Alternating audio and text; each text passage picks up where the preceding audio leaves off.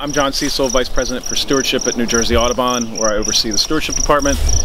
We do a multitude of projects from forest stewardship to wetlands improvements to engaging with the agricultural community and private landowners throughout the state. Here we are at Sparta Mountain Wildlife Management Area, 3,400 acre property, and we're surrounded by forest. And that forest that we have is all the same age.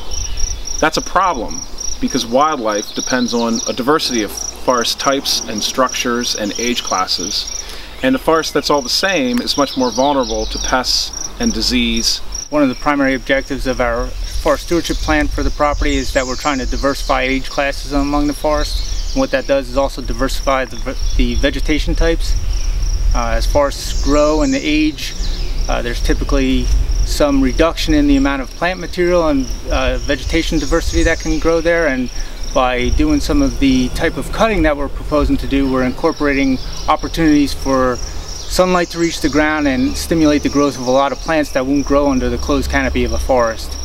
Looking at some of the native vegetation that's grown in that we are not seeing out there in the forest that has not been treated. It's kind of neat because with that sun coming through, it stimulated the seed bank, and contrary to what a lot of folks have been saying about this overall takeover of invasives, what actually happened here was we got a lot of native plants that were sitting in the seed bank for all these years. Two-leaf Cynthia and goldenrods, and there's mayapple over here, and wild geraniums, but also, of course, the hickories and the aspens and witch hazel, a lot of stuff that I'm sure that some of the other folks from Audubon will tell you, in the cuts, this is exactly what we were hoping for. When it's done carefully, good planning, qualified experts doing the work,